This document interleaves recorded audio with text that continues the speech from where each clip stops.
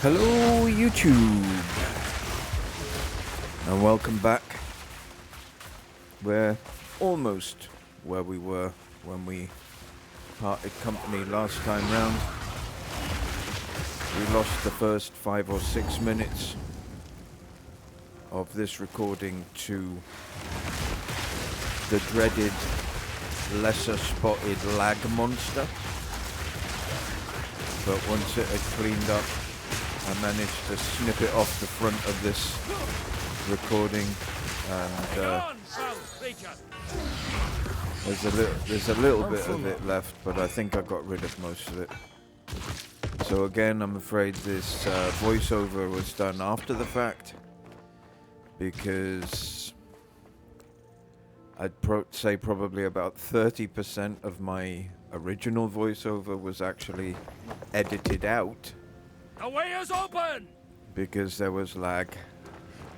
So I had to do it again, so I thought, sod it, I might as well do all of it again. For the sake of continuity. Anyhow, I hope you guys are doing really well.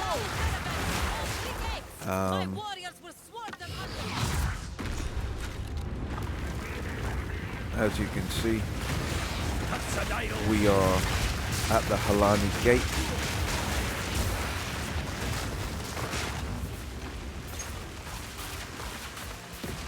And we're heading for our first encounter with Jamunra.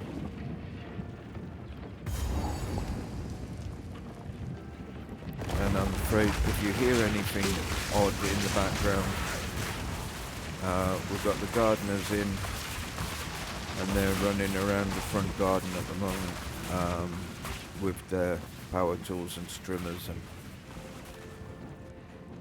all that malarkey.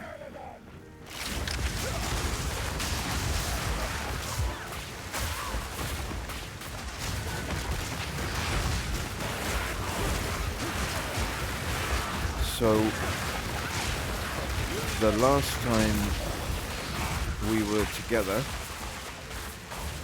I went through Delirium updates, and so we now move on to the breaches. There's a new breach storyline. Travel to the monastery of the Keepers, the hallowed halls of the Keepers of the Flame, and discover the Genesis tree, stolen from the enemy and gifted to the Keepers by the Dreamer himself. There's a new hub area, the Monastery of the Keepers, to the south of your starting location on the Atlas. The maps around this location all contain breach encounters. Completing these maps gives you points for the Breach Atlas tree. The Breach Atlas passive tree has been completely revamped, with many new nodes and existing nodes changed. Starting a breach now shows a progress bar that indicates how long you have until the breach will close, as well as how much time killing monsters is extended the life of the breach.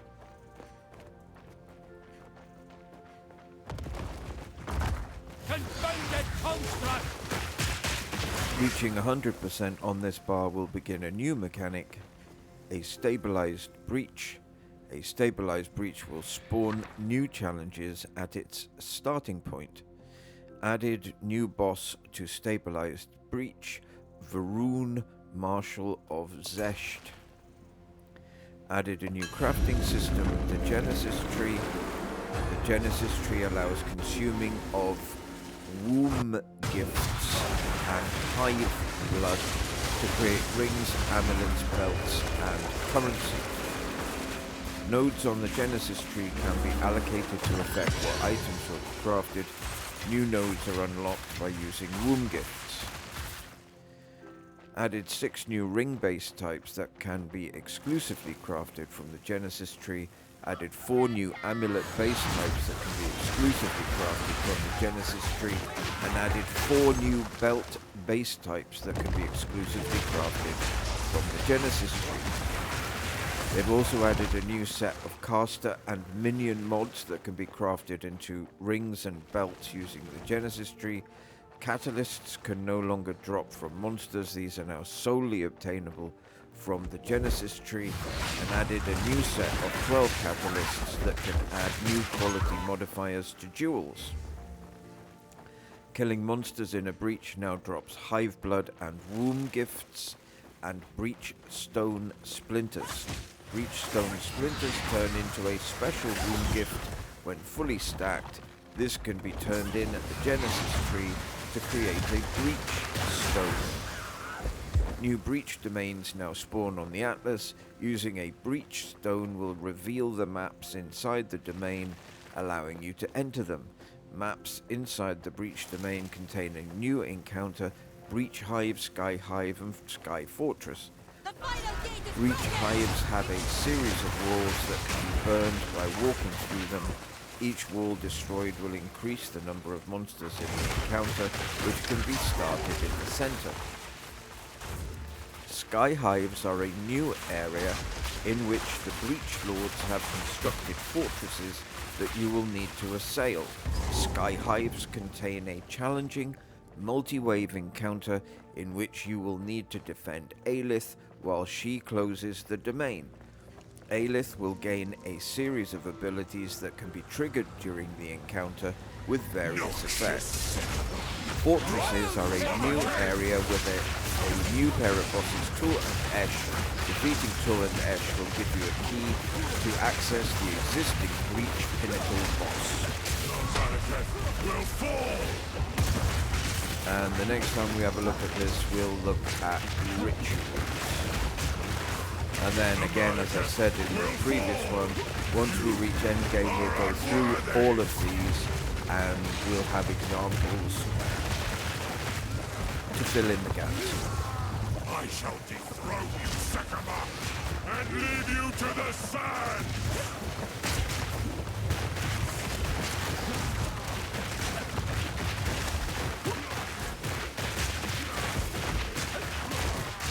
I shall dethrone you, Sekama, and leave you to the sand! I shall dethrone you, Sekama, and leave you to the sand!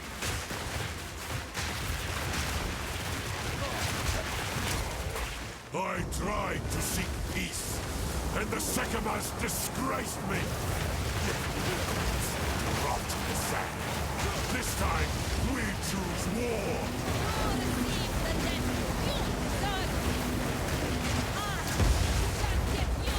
We shall finish this! But not today. Ah! He knows he's outmatched, that's why he runs!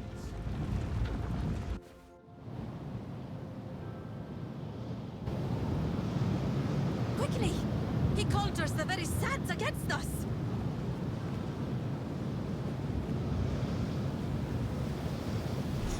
This is no natural sandstorm.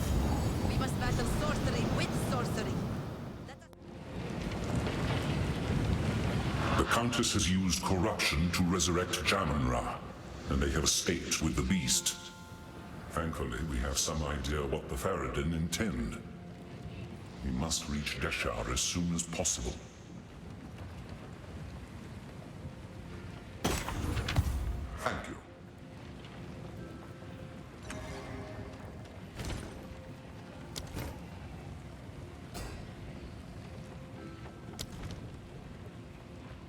Jamun-Ra can control the sands? Oh, this was not an ability he had in life. It must be born of corruption. There is something in the tales that could help us overcome such a power. It was said that the Horn of the Vastiri could control the winds. I believe the Horn's location has been lost to time, but perhaps it is possible that we can reconstruct it. We would have to retrace the steps of our greatest heroine, Orbala, on her final adventure. Speak to Asala. She knows the tale and where it might take us. Let her know how you wish to begin. Or you may seek my wisdom if you have further questions. No, I'll talk to Asala, thanks. Ah, You released Balbala, the traitor. Then it is your duty to redeem her soul by allowing her to serve as a mentor djinn during your dance with the scorpion. In modern times, we give aspiring Dekaras a straightforward test. For this task, however, the old ways are required. You will have to face a much deadlier trial. Speak to Asala. The original trial is not far from here, and the caravan is duty-bound to carry you there. How do I get a deadlier trial? That's bigotry. This is not the first time the sands and cells have been used against us. The necromancer of Weeping Black, Saresh, once waged war upon the Keth out of the nascent desert regions of that era.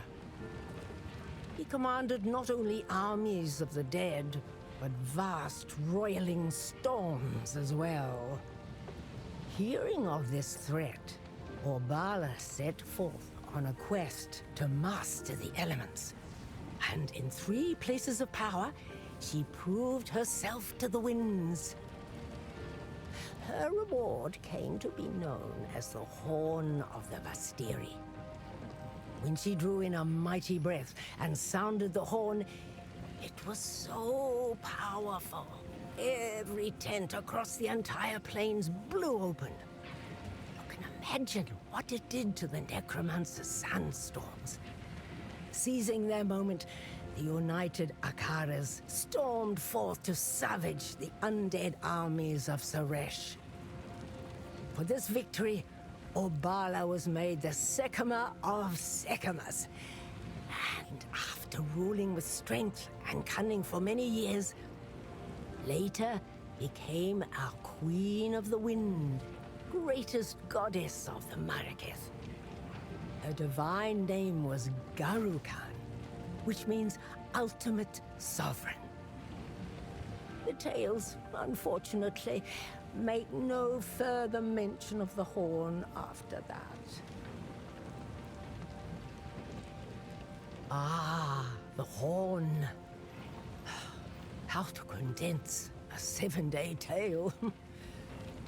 It was created during Obala's 8th adventure, her final quest before becoming the Sekama of Sekamas. She wrested control of the 3 elements. Her trusty war steed, the great mastodon Ekbab, gave its tusks for the carving and the channeling of lightning. The essence of water was a secret held at the heart of Keth. And primordial fire must be earned from those that originally brought it to Raxx. We will find them at the Valley of Titans. Yes. Those are the 3 elements we will need. So this necromancer, did he keep his armies up his yes. sleeves? The Horn of the Vastiri. I know the tale. The ancient city of Keth, the Badlands, and the Valley of the Titans. Sorry. We can retrace Orbala's steps in any order.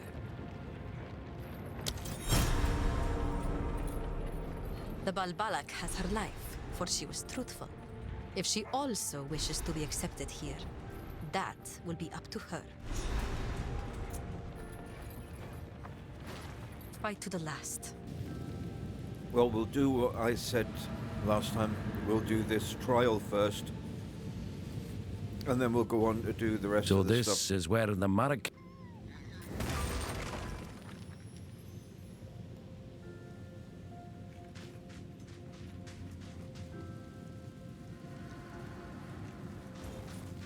The proving grounds for the sisterhood is complete. Though it broke many bones and some backs, the triumph is ours to behold. Zerok has been the most helpful aid. He came to us at Tel Jari, but now he is something more.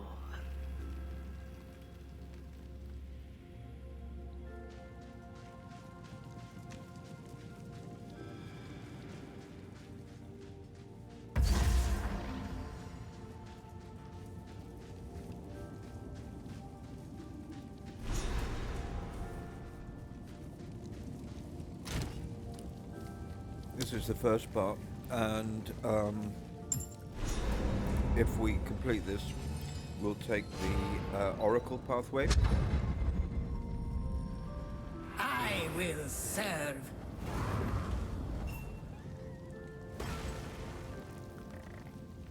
We have met in battle, but not in peace. I am Balbala. Hello, Once Balbala. a traitor, long a sorrowed prisoner. As Jinn here, I shall serve as your guide. Together, we shall prove ourselves worthy.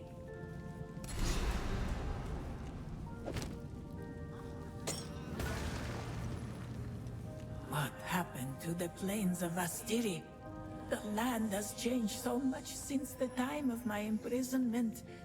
There were several desert regions slowly spreading, but it wasn't like this. The Halani gates where I committed my crimes were waterlocks for a river. Now there is nothing but sand and salt flats. How could they have allowed this to happen? The role of advisor is strictly bound by tradition. I may offer you aid, but only in certain specific ways. Look to me in your times of doubt. The tale women of many Akharas gathered on the day of my sentencing. Death was not punishment enough for my crime. They enacted the ritual, but my imprisonment as Jinn would not have been possible without my willful agreement. I have no idea how long I was trapped there, but it was as close to eternity as I can possibly imagine. It was a long time. I hardly know the woman I was before. I remember betraying my Akhara, but the reasons why now feel petty and small. If I could go back, if I could speak to the woman I was, I would tell her what a fool she was being. Would she listen? Probably not. The mistakes we make are shaped from who we are. I have had a great many years to think on my foolish choices, and now all I want is to earn my right to rest. This place was built to determine honor, to prove oneself worthy as a Sekema. Tradition allowed for one Dekara and one advisor. If I aid you here, and if you succeed, then my crimes will finally be forgiven. Then, and only then, may I join those that have gone before. Go. Well then, let's hope that I'm successful.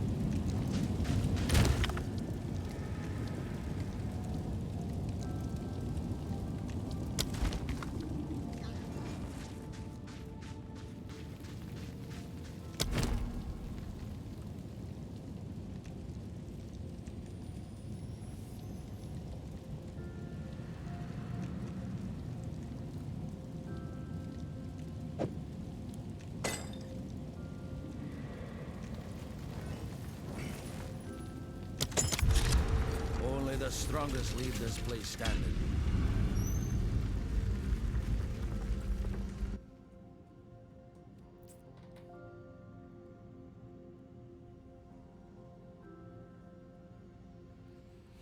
I have to say, I do like this place. I've always liked these trials.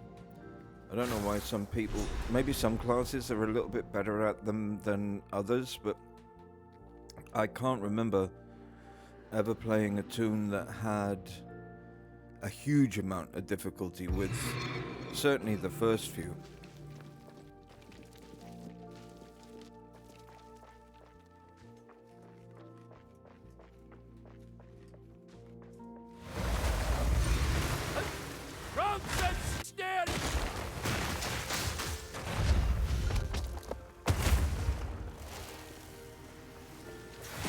This kid.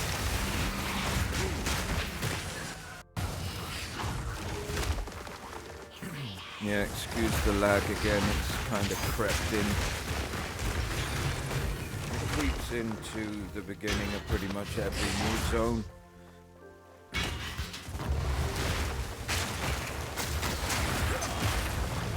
As everything loads in.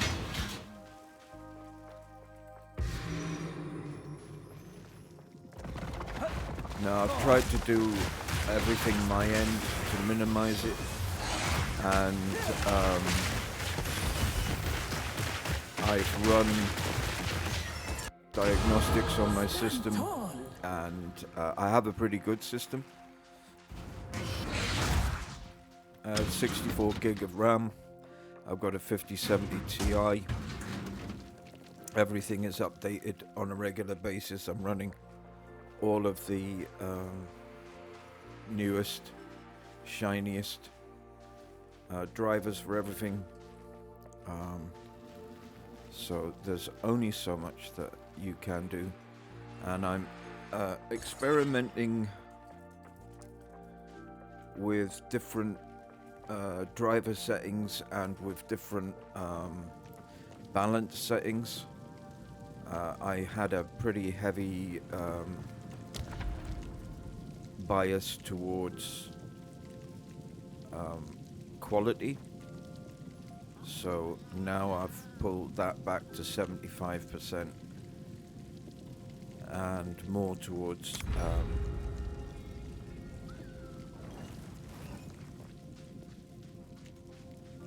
a more balanced profile. And if that doesn't work, I'll pull it back to 50%, and if that doesn't improve things, I'll pull it back to 25%, and so on, and see if I can't at least try to mitigate some of the worst parts of this server-side lag.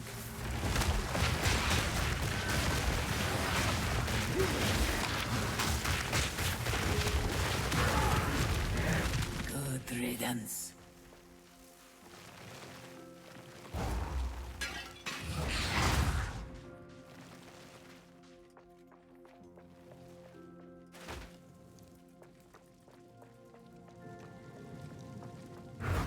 So while we're doing this, I'll go through the changes that they've made to rituals as per the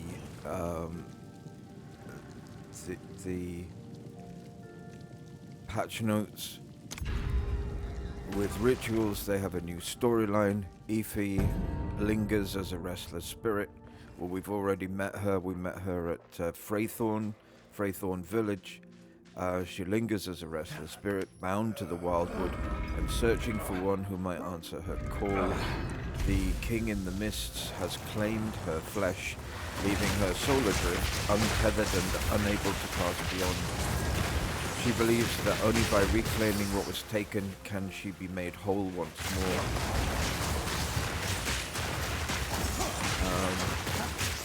There is a new hub area, Kaya Tarth, to the west of the starting location on the Atlas.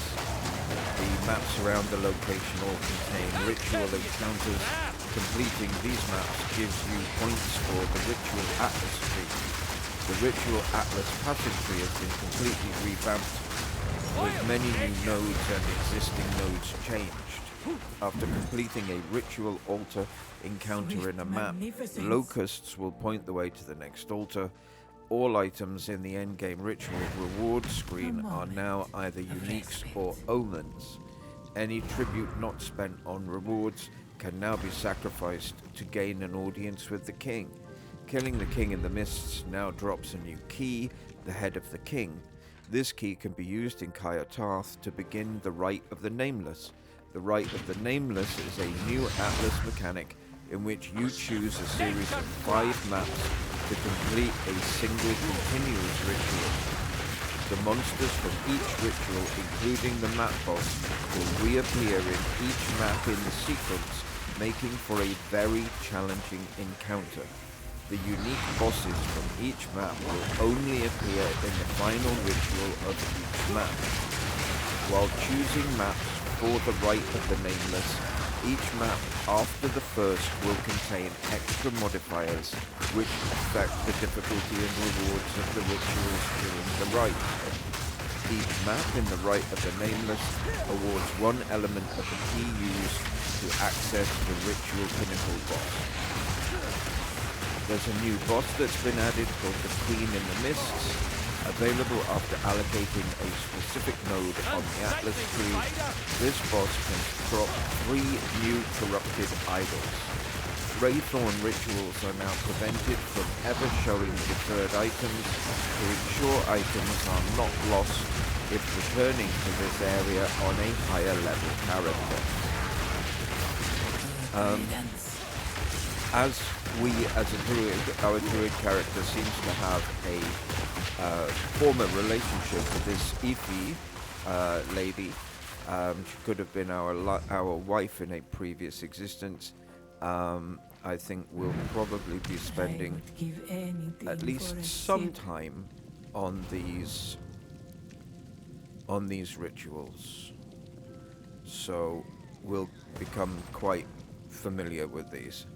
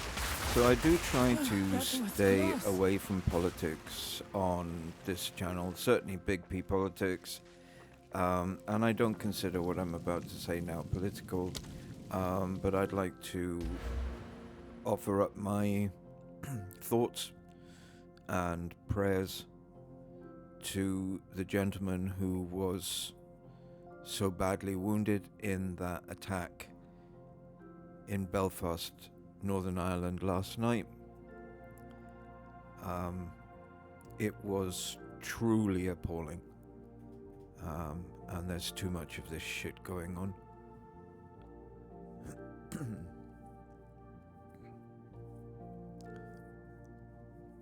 And also, of course, to the friends and family of Henry Novak, who also was treated absolutely disgracefully by the British system. The behavior of the police during and after has made me feel thoroughly ashamed to be British.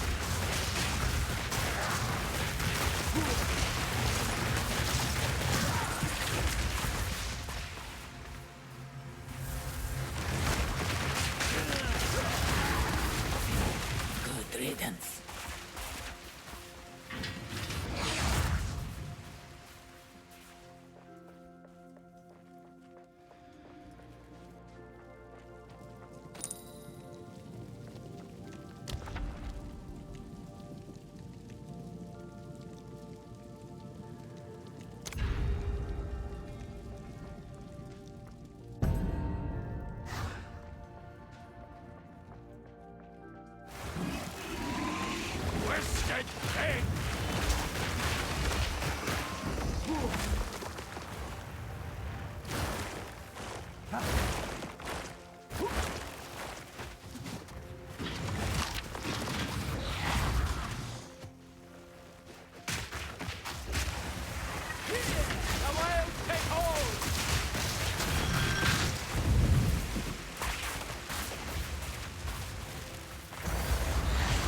Looking at this, I'm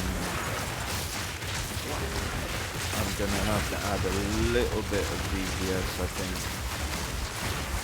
Some of these mobs are taking a little bit too much time to kill, so I'm gonna have to maybe up my DPS a little bit. It's a difficult balance because you go too far and you become a glass cannon.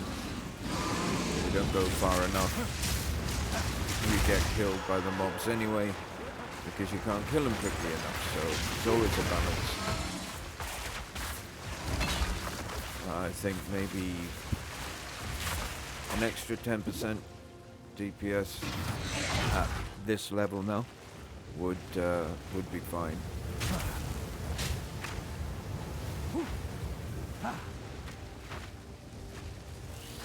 And I think I've got some fairly important nodes on my skill tree coming up, so that'll help rebalance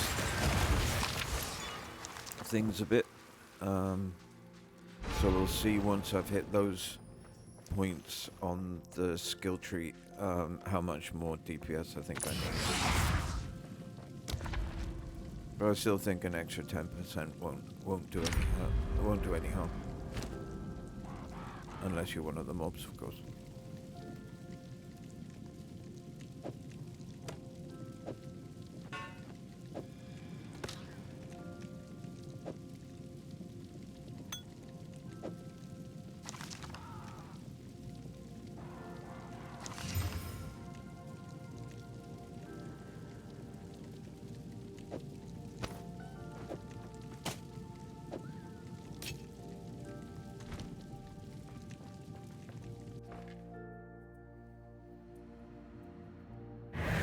The foe ahead is formidable. Steel yourself. Yeah. Boss time, boss time, boss time. Come on then! You great rumpus stone! Beware of the burst.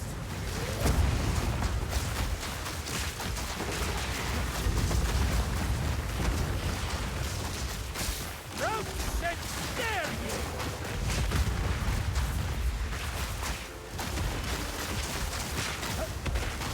This one's not that bad, it's just got an awful lot of life.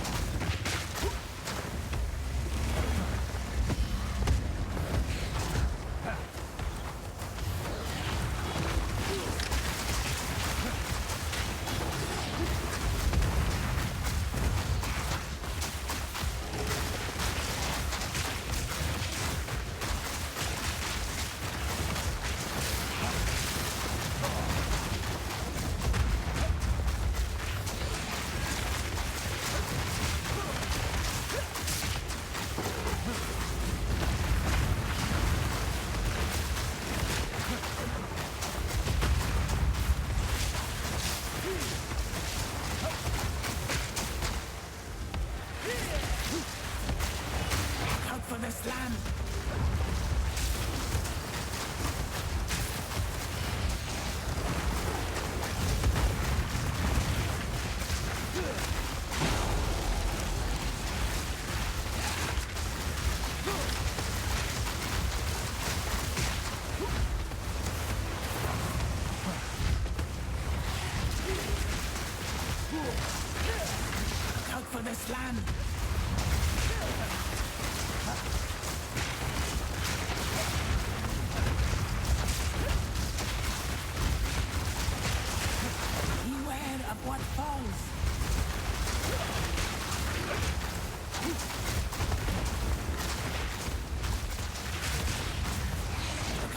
slam.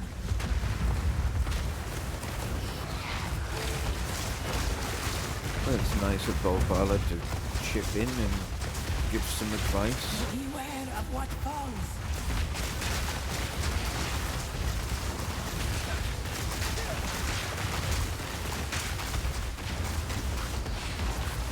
Look out for the slam.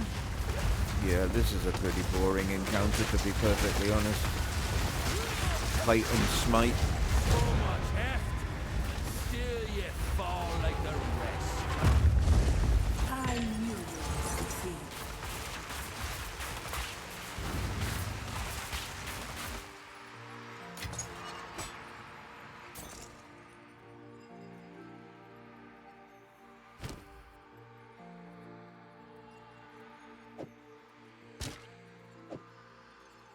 I think the only thing that really makes that that encounter in any way difficult is the fact that you're in such a small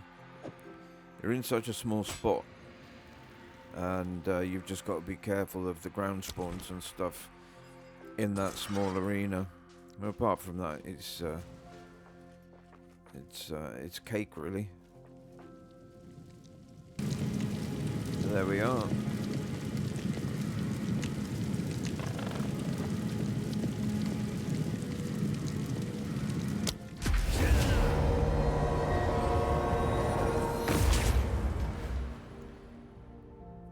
Go.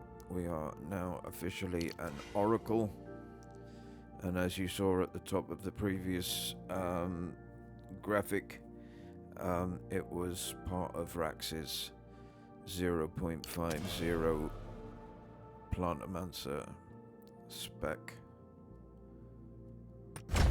which I am thoroughly enjoying playing. It's powerful in all the right places, and it's quite fun to play, and you can speed your way through certain maps and just spam, and everything drops dead around you. The only issue that I have is that I am a little on the squashy side.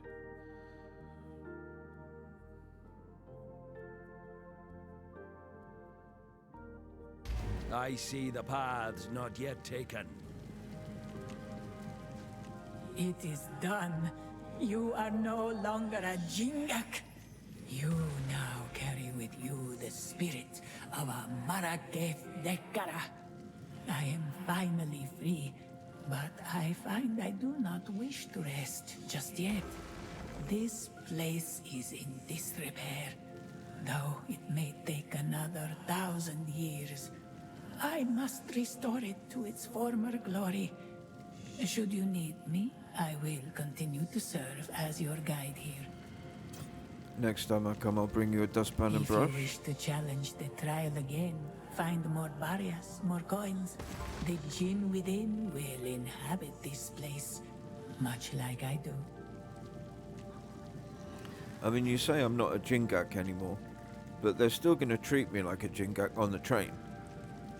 I'm not going to get any, like, you know, special treatment or anything. They're not going to acknowledge. We will succeed.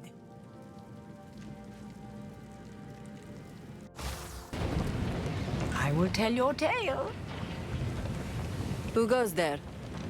Risu has proven herself, at least to me. She has spoken only the truth, and I believe she means well. In another life, we might have been fellow Dekara, or even friends. Well, that's nice. Sans guides you.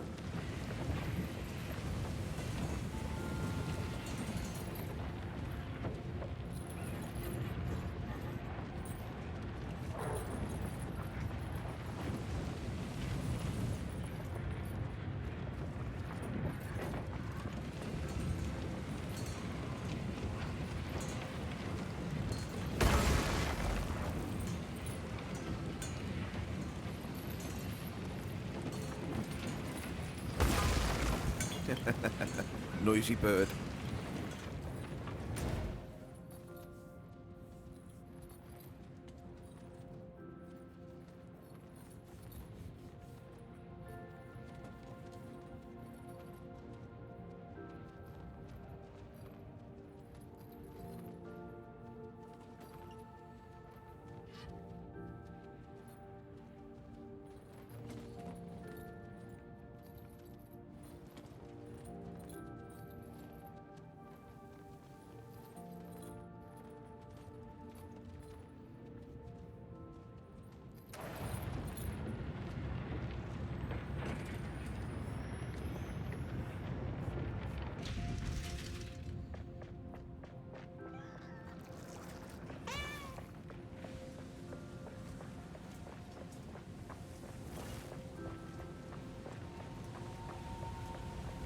First one's helped me. I've never felt so sick in all my days. This is the most bizarre method of transport imaginable. How do the Mariketh handle it? Oh no. If you'll excuse me. The way the Mariketh have treated the Farad'n, is it really any surprise they behave like this? Nope. The Farad'n want respect. They want fair treatment. That I understand. But they've crossed many a line in their war against the Mariketh. True enough, and I can't make sense of either. But treat people like dogs long enough, they're going to bite back. Let's give it a go, eh?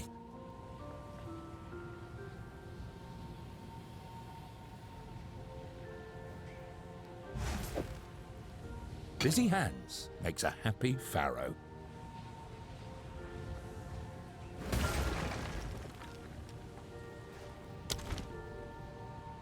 Keep out of the sun, eh?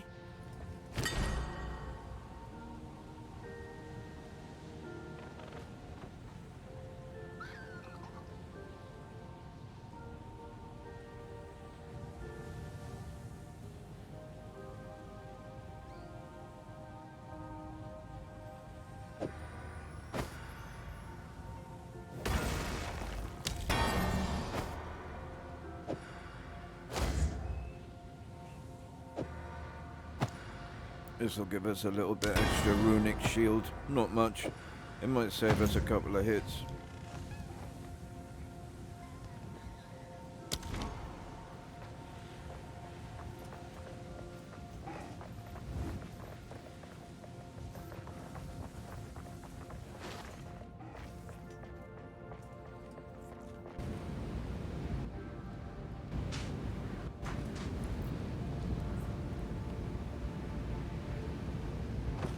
Yeah, Keth.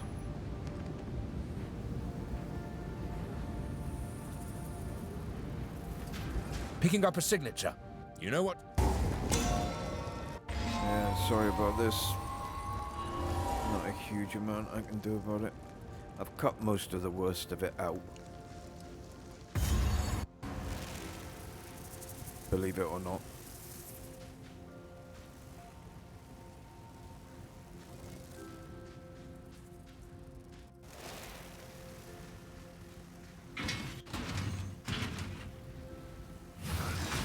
Nature's grasp!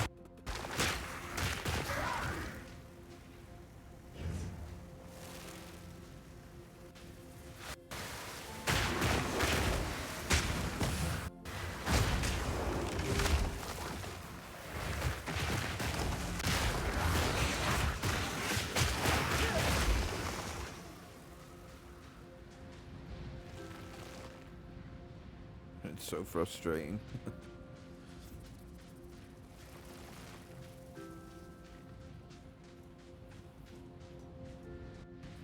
I so want these recordings to be good for you guys. And every time something like that happens, I just cringe inside and just like, oh my god, no.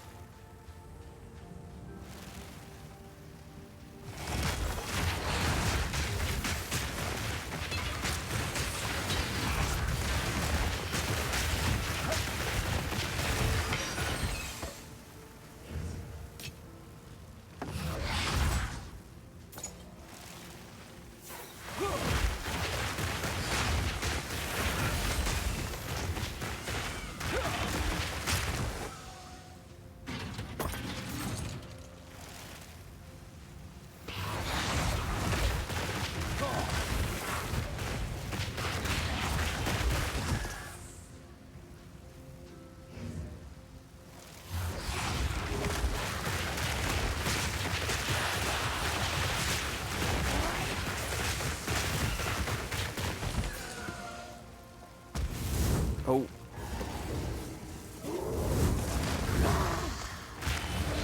That wasn't quite planned. You're the one now called Keth.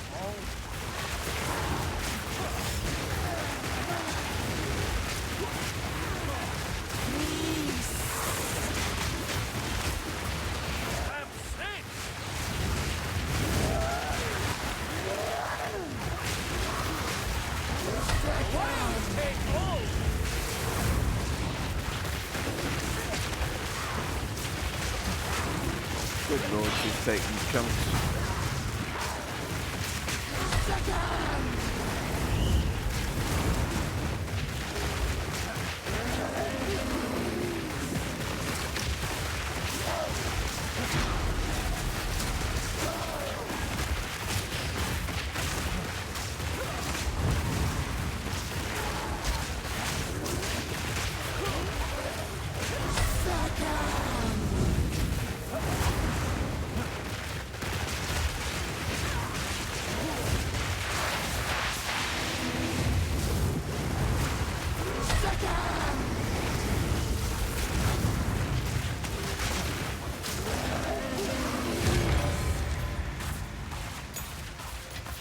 One less coil around this desert's throat.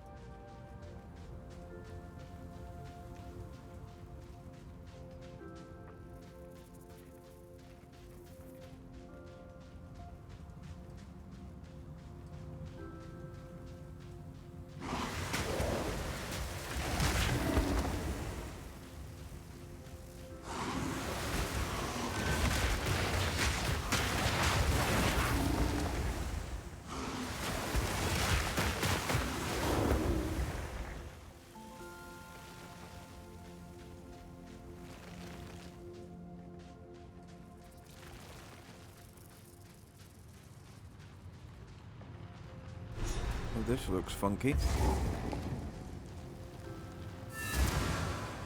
Another runestone. Well done. Now, there's still more to find. Keep searching. Well, you sit on the train, nice and safe. I'm out here, searching for your runestones. Take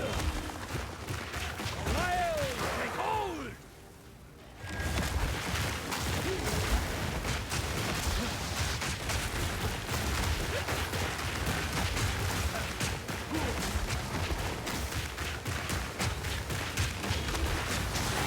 Balance restore!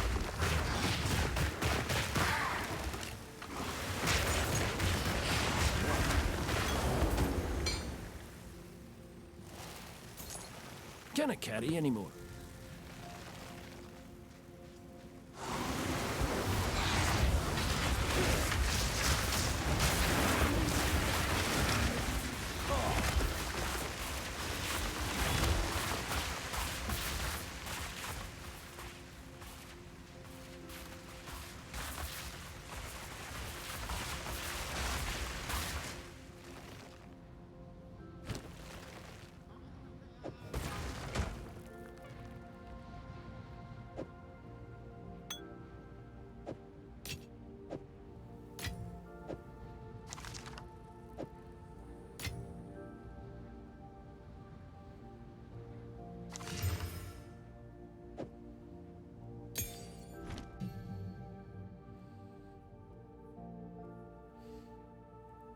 Yeah, you'll notice I'm not using Bone Storm.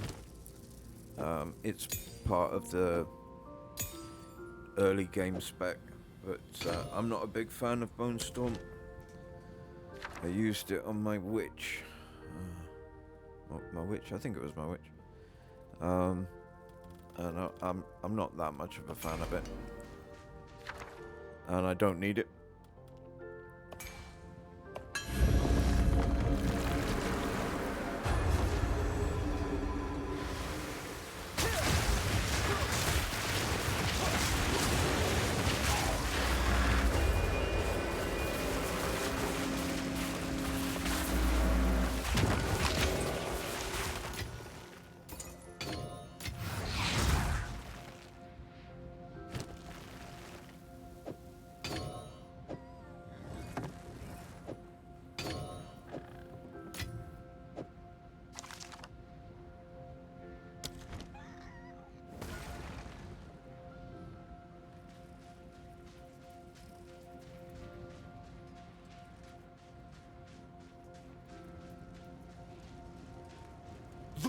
weary traveler has reached the end of the path. Welcome to the city of 7 waters, whence bounty springs. Behold our lush plains and verdant forests, blessed to feed empires far and wide. Eat, drink, and be fat at your leisure, so long as you take word back to your homeland of the glory of Keth. Yeah, it's certainly glorious. If you like sand and sand. Oh, and snakes and bugs.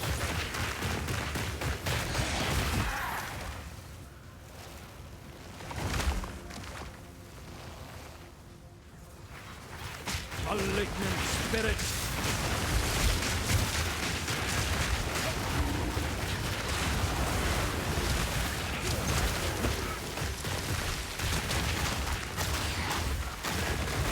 I'll take it!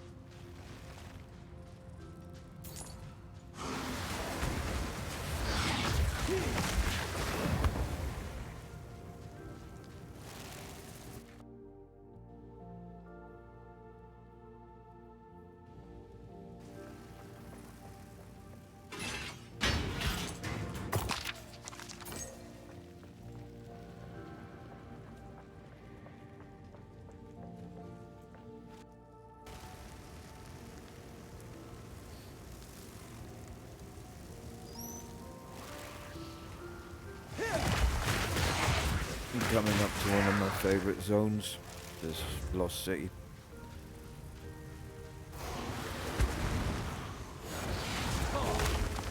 I think it's great game design. It's great environment design.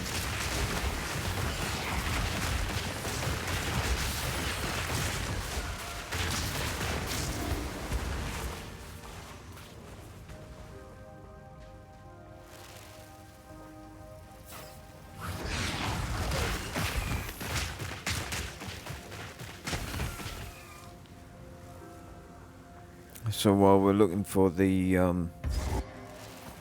entrance to the Lost City, might as well go through this the next section in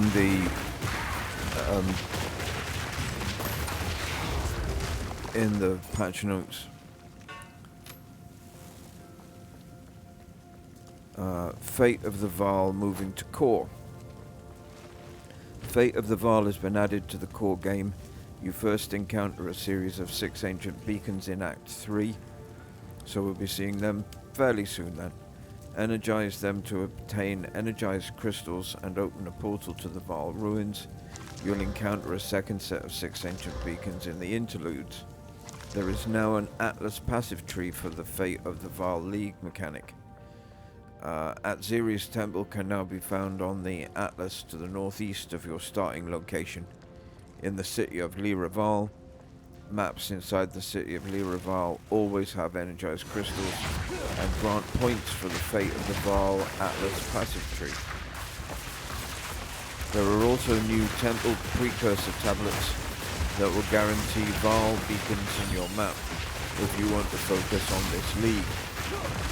It is no longer possible to prevent a room being deleted from the temple. Rooms that must be deleted but have other connections will be turned into simple path rooms. This prevents the snake strategy. The number of rooms in the temple when first starting has increased to allow getting to Atziri more quickly. Rooms can now be upgraded to tier 4 after unlocking this ability on the temple atlas tree. This allows more specialization into particular room types and encourages more interesting temple layouts. Reward rooms granted from the console after defeating the architect have been significantly improved, with more varieties to unlock in addition to upgrading the rewards of all the existing ones.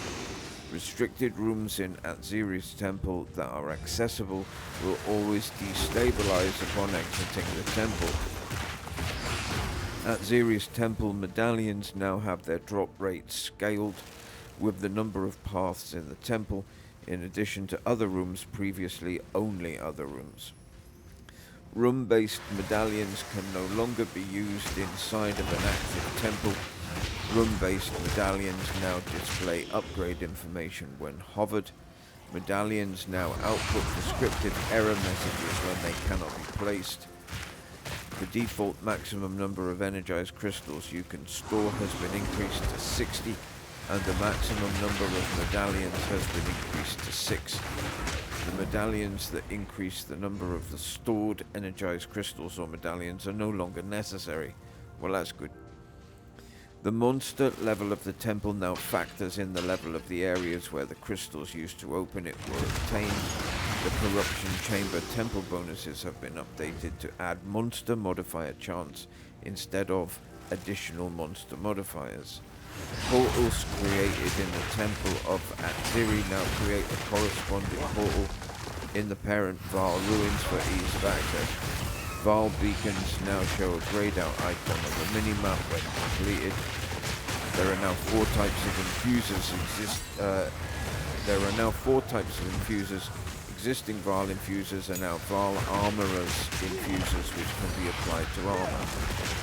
Val blacksmith infusers can be applied to martial weapons, while Val arcanist infusers can be applied to wands, staves, and scepters. Val catalyzing infusers can be applied to jewelry. All infusers can only be used on items at or above 20% quality. Fate of the Val currency items now have a maximum stack size of 5,000 when stored in the wildcard slots in the currency stash tab. Some of the possible outcomes from applying to Val cultivation orbs to unique items have been updated. The Atziri's rule unique staff can now roll 10 to 20% increased life cost efficiency. The Atziri's Splendor unique body armor can now roll 66 to 100 to maximum energy shield. The Covenant unique body armor can now roll 10 to 25% increased life cost efficiency.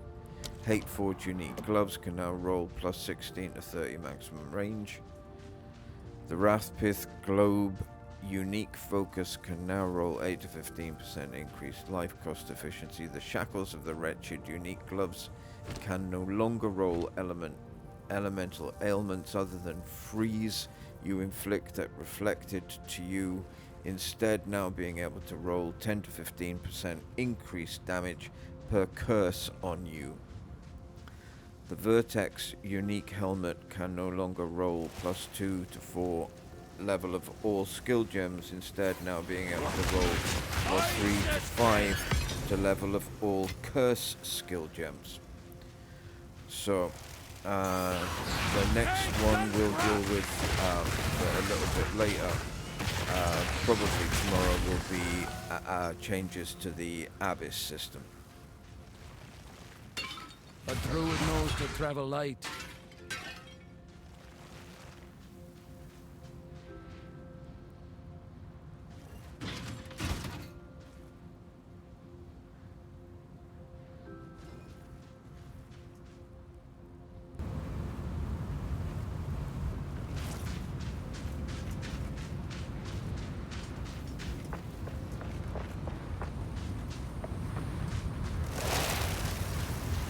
Poisonous head!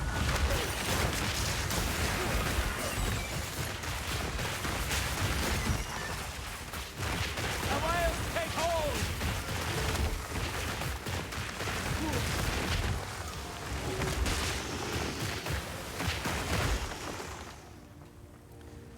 At this rate, I'm not entirely certain we're going to be able to get through the whole of Keth in one chunk. I'll give it a go, but in the time available, I think it's probably going to be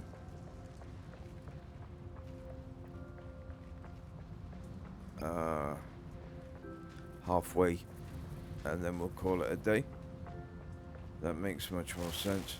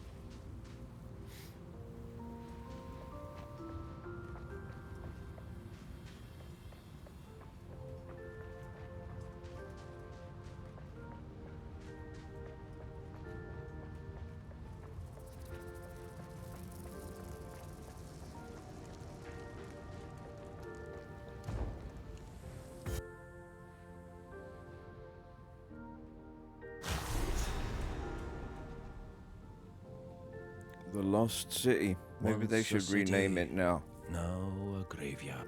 To the Found Sea. Because I just found it.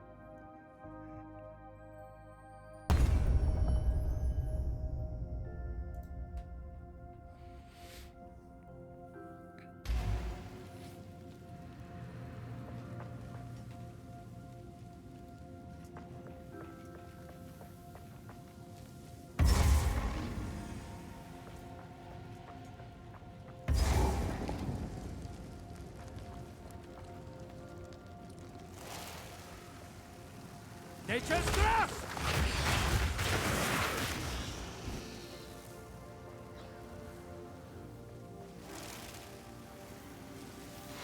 Serpent scum!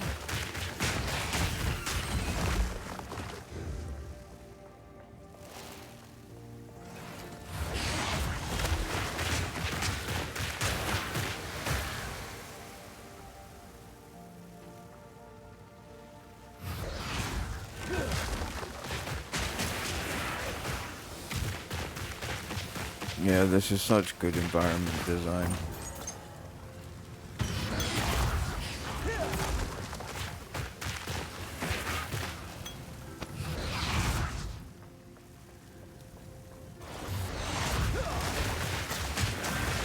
Very immersive.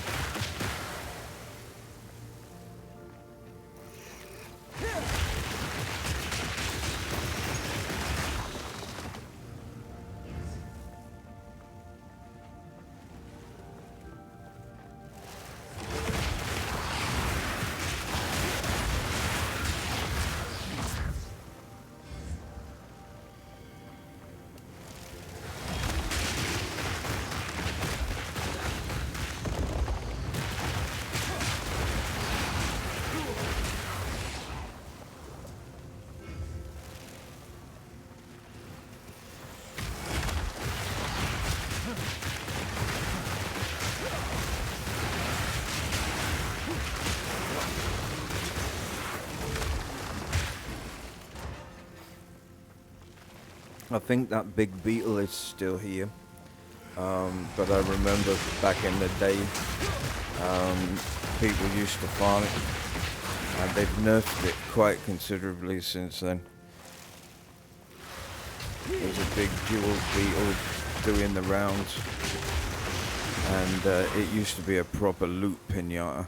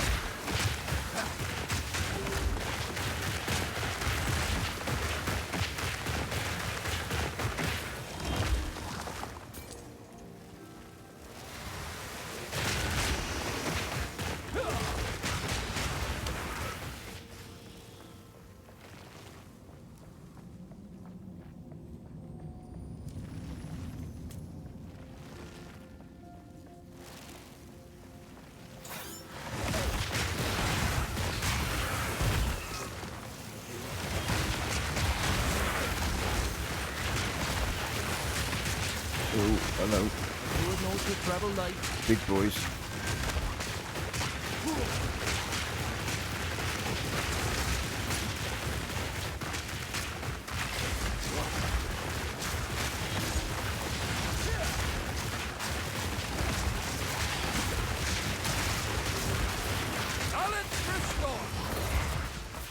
Nah, not that big.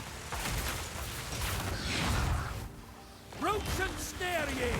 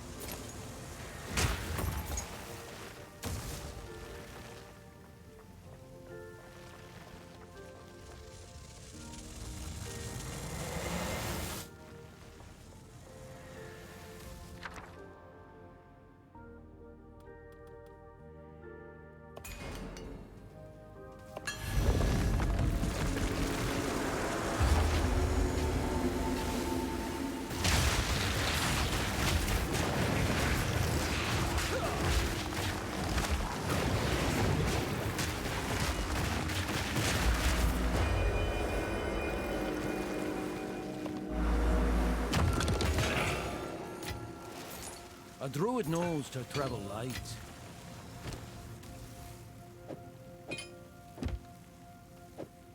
Now, if I remember correctly, you're supposed to get...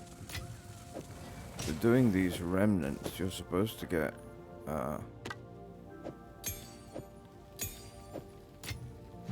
Where is it? I'm looking through the patch notes.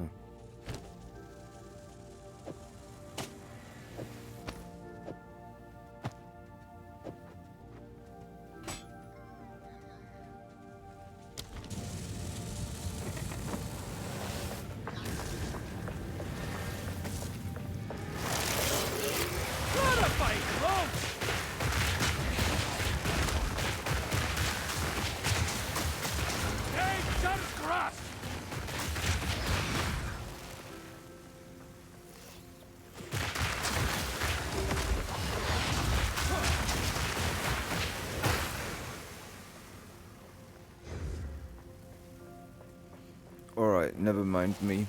I've just read it again. Added 13 new alloy currency items which can be unlocked through remnant encounters after completing Pharaoh's quest in Act 2. Right, okay. So that's, we do that this act. We unlock this act, and haven't quite got there yet. But it's on the cards, and these items add various new crafting modifiers to items by replacing an existing modifier similar to perfect essences. Okay, so we'll see that. We'll be seeing that in the next couple of episodes.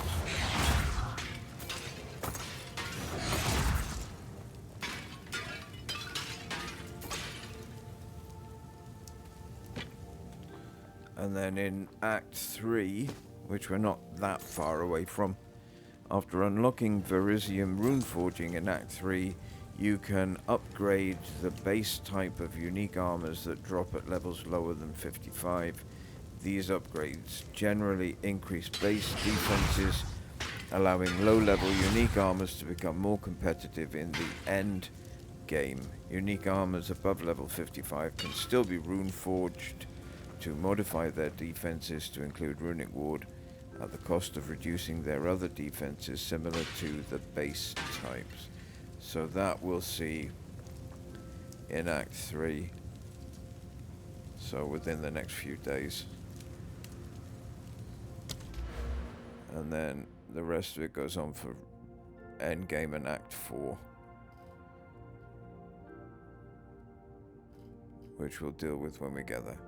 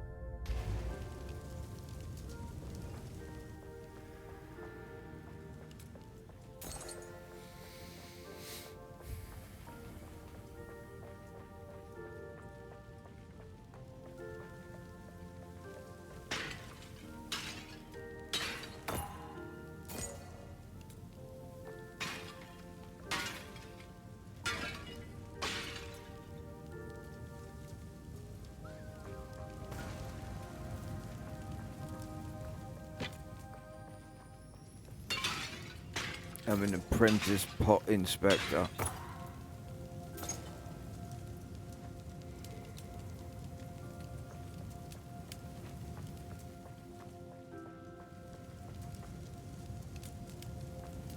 For some reason this won't open. There you go. I thought for a second that you had to break all the pots in the room for it to open, but I've broken all the pots and it still ain't doing anything.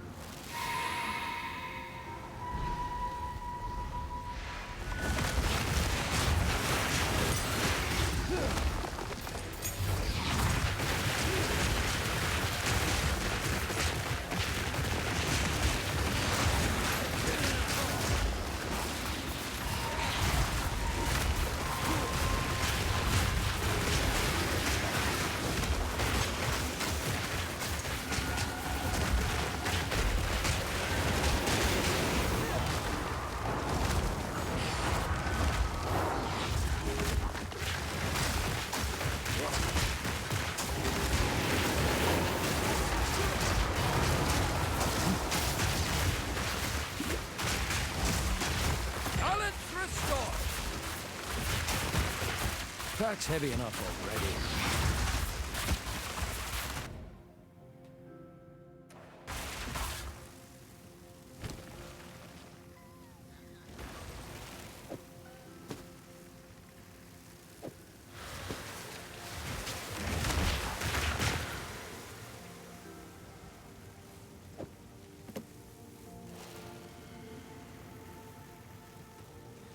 I don't know whether I've mentioned this, but in recent weeks I've discovered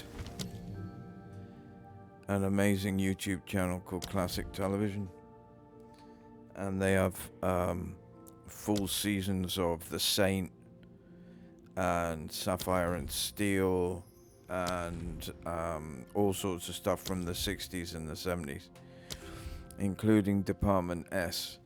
And I have fallen in love with Department S, man. I watch Department S when I wake up in the morning, right?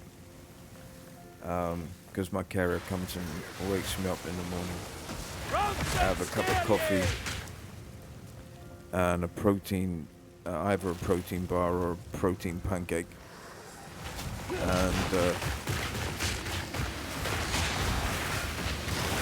And I'll put the telly on and I'll start watching Department S. And it's like Austin Powers set in London in the 1960s. Austin Powers, but for real. And it stars this guy, Peter Wingard, who plays Jason King in this thing, and he is superb. He's got the full-on porn star mustache and the big hair and just, I mean, you know, cravats and big ties and massive shirt collars and stuff, and it is just amazing to watch. And London in the 1960s is just, it's like I mean, compared to what it is now, I mean, you know, it's eye-opening. And the acting is superb. Acting is just absolutely superb.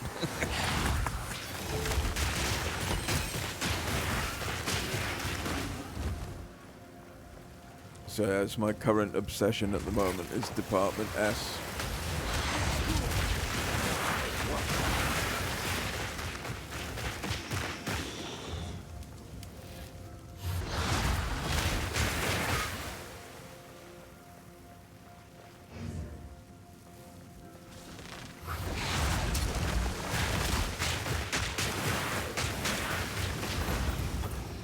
So if anybody out there has got a hankering for the 1960s and loves that aesthetic, there's some pretty groovy stuff, baby, going on in Department S.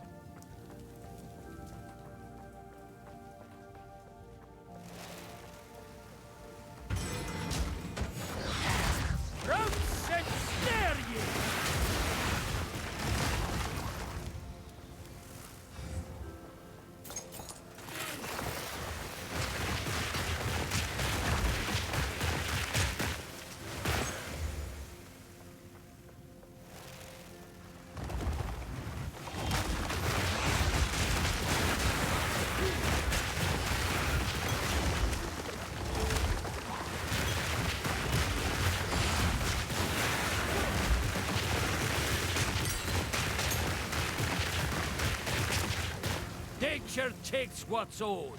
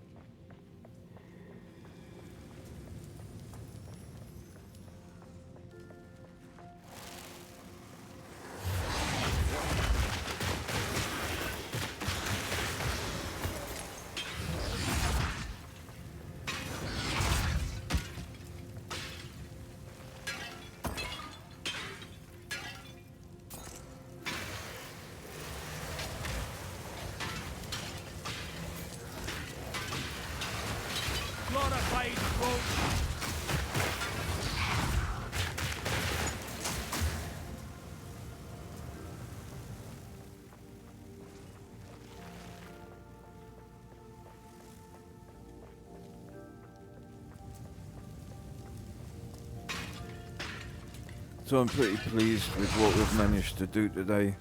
The Helani Gate managed to do the first trial, and at least half of this, and we'll do the second half of this tomorrow, along with as much of the, I guess we'll do, I don't know, maybe the Titan Waste, I think it's called, or the Mastodon Waste, I think it's called, something like that. We'll do as much of that as possible as well. But, oh, there's the bug. Big bug. So I'll do as much of that as possible.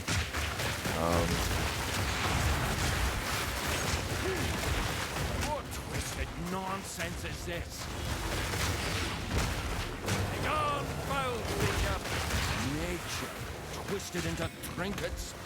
Death's shame lingers still. Yeah, exactly. Nature I'm twisted full into up. trinkets.